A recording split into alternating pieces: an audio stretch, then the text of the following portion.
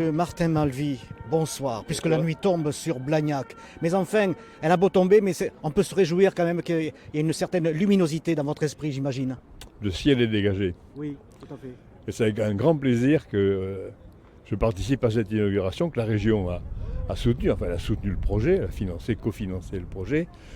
Et que je retrouve là Caravelle, fait partie de ceux qui ont connu Caravelle à ses débuts. Là, c'est mon expérience.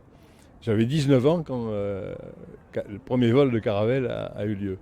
Et 2 ou 3 ans plus tard, jeune journaliste, j'ai inauguré une Caravelle qui s'appelait Quercy. Et j'ai vu après décoller Concorde. J'ai fait plusieurs vols en Concorde, le dernier vol de Concorde, et puis toute la chaîne Airbus. Donc c'est un événement pour Midi-Pyrénées. Et il faut toujours rappeler, quand on parle de l'aéronautique et de Midi-Pyrénées, que nous sommes la première région de l'aéronautique en France.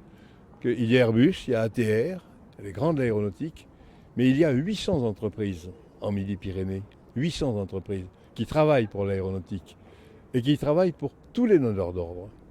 Bien sûr pour Airbus, mais également pour Boeing, pour Bombardier, pour Embraer, pour tous les grands donneurs d'ordre, pour ATR bien sûr, qui est ici situé à Toulouse, à Blagnac.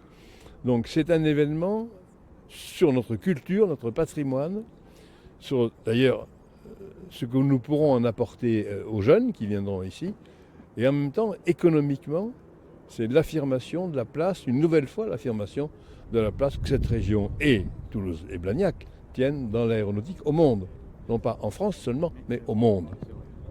Vous avez annoncé donc dans la presse qu'une certaine carrière se termine pour vous. Vous avez plein de souvenirs. Et ces avions, en fait, ils sont toujours là pour vous, n'est-ce pas? Ils volent encore dans votre tête. Se terminera. Je dis se terminera.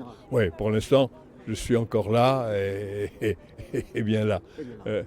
Si vous voulez une anecdote, c'est celle que me racontait quand j'avais une vingtaine d'années un homme qui s'appelait Georges Éreille, qui était le président de Sud Aviation, donc le père de Caravelle, et qui me racontait, c'était un ami de ma famille, et qui me racontait qu'il allait aux États-Unis présenter Caravelle avec une petite valise dans laquelle il avait enfermé une maquette en bois qu'il montait et démontait dans les antichambres avant de rencontrer ses interlocuteurs. Vous voyez que les méthodes de communication ont bien changé depuis. Un certain marketing. Merci beaucoup, Martin Malvy. Merci beaucoup.